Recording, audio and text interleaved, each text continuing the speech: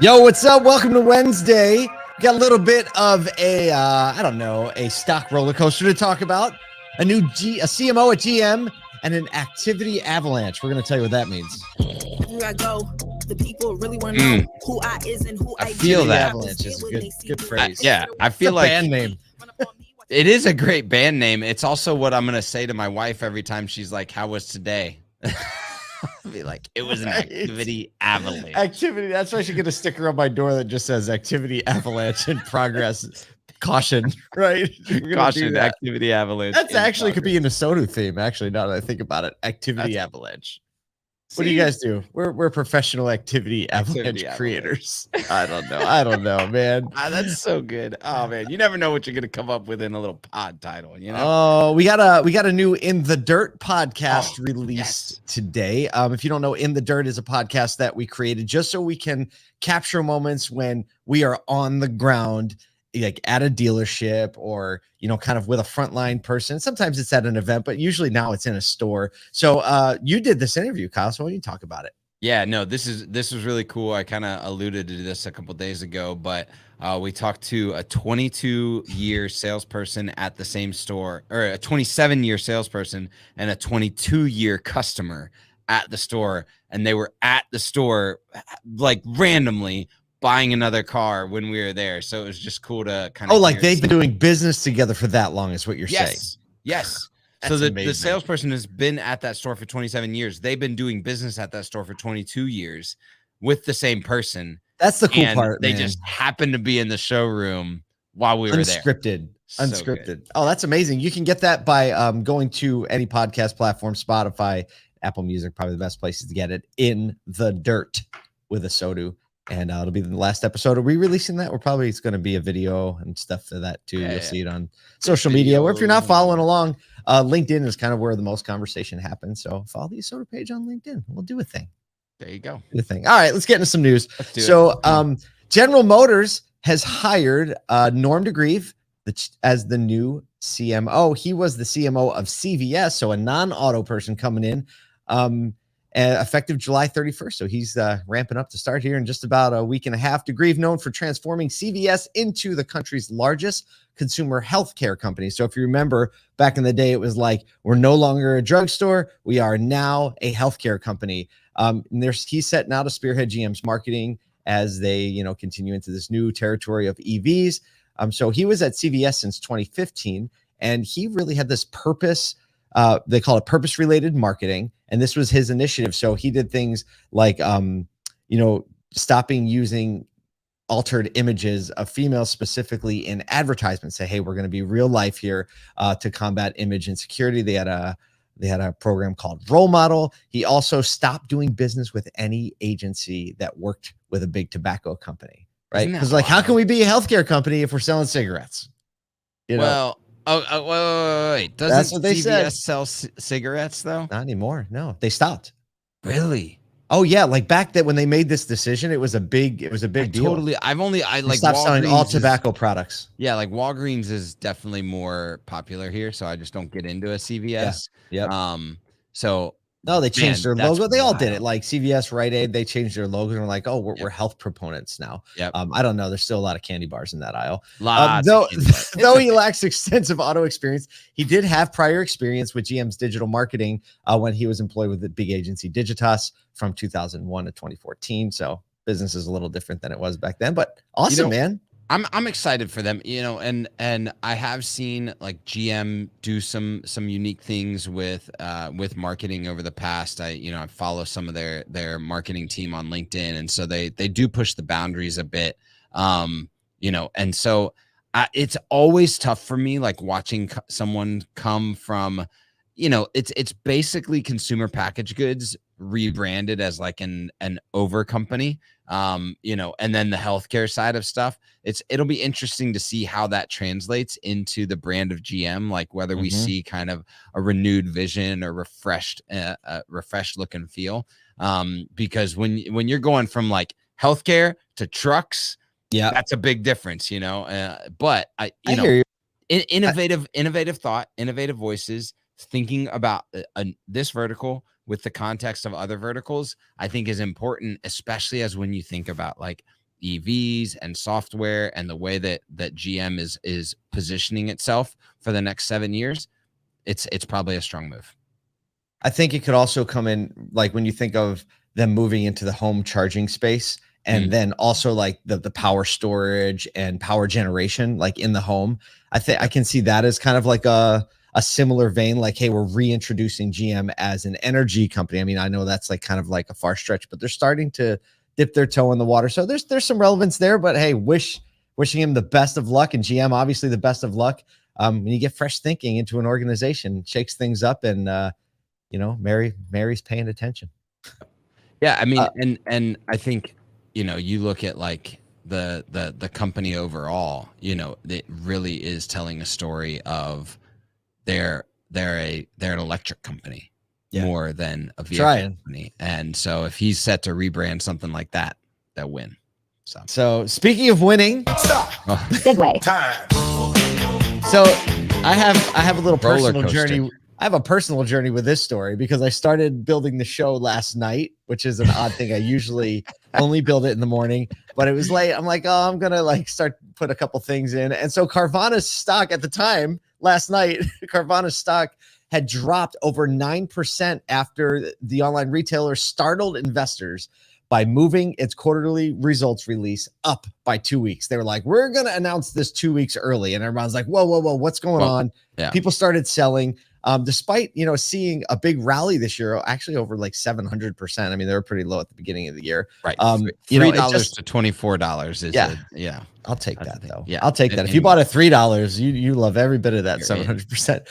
And then I wake up this morning and open everything back up, and shares are up 25% in pre-market trading because they announced the actual announcement is they signed an agreement to really restructure their debt and cut $1.2 billion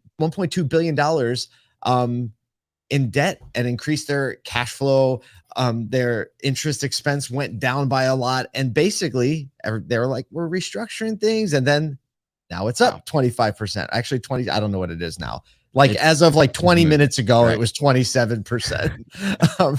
It's wild. Like it's so strange that Carvana continues to trade on the voice of what they like, on what they say, and less of what they do. Absolutely. It's a voting machine. It's just a pure voting machine still, which is just wild, especially after what we saw with them in the second half of last year. I'm like, I was counting them down and out last November, but it was $3 a share, and everyone's like, it's bankrupt or they're going to make it. I heard a lot of people saying they're going to go bankrupt or they're going to make it. Yep. And so restructuring debt is a big deal to stay out of bankruptcy for sure. They changed their second quarter adjusted earnings to $155 million. A difference from a loss of $216 million the same period last year. And and what's crazy about that is they still have a 23% reduction in overall revenue. They've restructured and slicing over there. Oh yeah. Getting everything in line. One of the interesting things that was noted is like, there are people saying, hey, look, are you going away from some of the things that you've always done? Like, where is all of this changing? Because it's like, it doesn't look like anything's changed from the outside. Right. But there's obviously a massive restructuring to accomplish those goals internally. Two things. Number one, this highlights the power of a strong brand. Yep. Right. They're trading on brand and like very literally trading on the exchange on brand, on things like that. A lot of the large analysts say, their price has completely disconnected from the fundamentals of how you would grade a stock. And so trading on brand, man, they are trading on brand. And you know what, from a public perception standpoint, a lot of people don't pay attention to the stock market. They don't care. They just want a good experience buying a car and want to feel good about doing it. So Carvana's obviously keeping that dream alive. And I don't know, maybe the story will be different tomorrow. So how are we going to segue to this? I have no clue. Keeping a dream alive, maybe. Speaking of keeping a dream alive. Okay, sure. Segue. Time. if you've been trying to keep that dream alive of somehow staying at your house to work for eternity, Workday may have your solution in there from a little bit of data that they have. So Workday is a cloud-based software firm that manages a lot of the world's larger enterprise-grade companies like HR and staffing and work tools. They've noticed a boost in collaboration overall when employees returned to the office part-time last year at some of these enterprise level companies. Basically, hallway chats, meetings replaced email communication, so there was a lot more interpersonal interaction. However, with a 17% rise in team connections, which I don't even know how you measure that within person. It said it in the article. Like you can go in and click the link and read the article. They have metrics, so I don't know. They got metrics. So there was this downside. Basically, those connections created a 24% increase in meeting time, leading to a whole bunch of work pile up and extra stress for employees and time away from the activity of what you're doing. And so all of the ideas that came from the interpersonal reaction, the water cooler, the hallway moments actually led to this like overabundance of necessary activity to accomplish the goals that the company was created. So you mean it sounds like this? It's like, hey, we got together. Hey, you know what we should try? We should do this. That's a great idea. Let's set another meeting. They got meetings for meetings on meetings. They got a meeting about a meeting. Yeah. The way a social scientist, Michael Arena, coined it, as we talked about at the beginning of the show, was an activity avalanche. Basically, a sudden surge of hyperconnectivity can negatively impact a company. What is this world, Paul? What is this world? Activity avalanche. You know, I've experienced this. Yeah. When I live in New York, and at the time, Asodu didn't exist. I only had agency congruent. Everything shut down, and we went into the Zoom world, which was like this. It was kind of shook us up because we only came in, like we never operated remotely. And then after we got the hang of it, we got very efficient. It was like, oh my gosh, this is great. We're getting so much done. And then it switched. And then you just spent all day on Zoom meetings, and then you're not efficient. We came back to the office and we got this boost of efficiency back, right? Because there's no longer, I got to set up a meeting. And then little by little, mission creep happens. And all of a sudden you're back in meetings all the time again.